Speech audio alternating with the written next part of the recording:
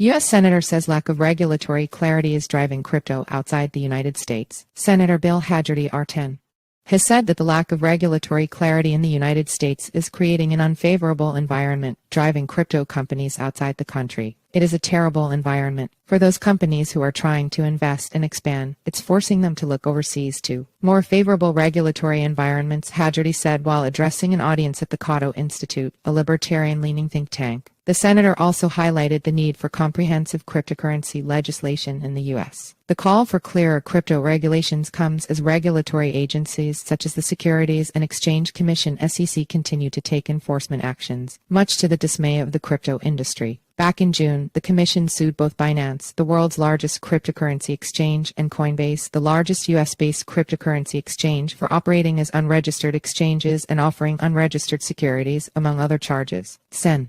Hagerty emerges as a crypto supporter. Hagerty has emerged as a prominent voice in the Senate regarding crypto matters. While he hasn't introduced any bills this year, he has written public letters to key officials advocating for clearer digital asset regulations. During the Cato event, Hagerty emphasized the need for an incremental approach to crypto legislation, pointing out a concise two-page stablecoin bill he introduced in 2021 as an example. I admire my colleagues, but it seems that they value the legislation based on how many pages are in it. Hagerty criticized the SEC's regulation by enforcement approach and called for more oversight hearings involving SEC Chair Gary Gensler, rather than relying solely on the agency's actions. He expressed confusion over Gensler's staunch criticism of the crypto industry, considering his previous experience teaching a blockchain course at MIT. Hagerty also voiced concerns about central bank digital currencies CBDCs, warning that their widespread adoption could bring the U.S. closer to China in terms of surveillance of economic behavior. He specifically mentioned Saul Omarova, President Joe Biden's nominee to the Office of the Comptroller of the Currency, who advocated for a government-led digital currency following a banking crisis in March.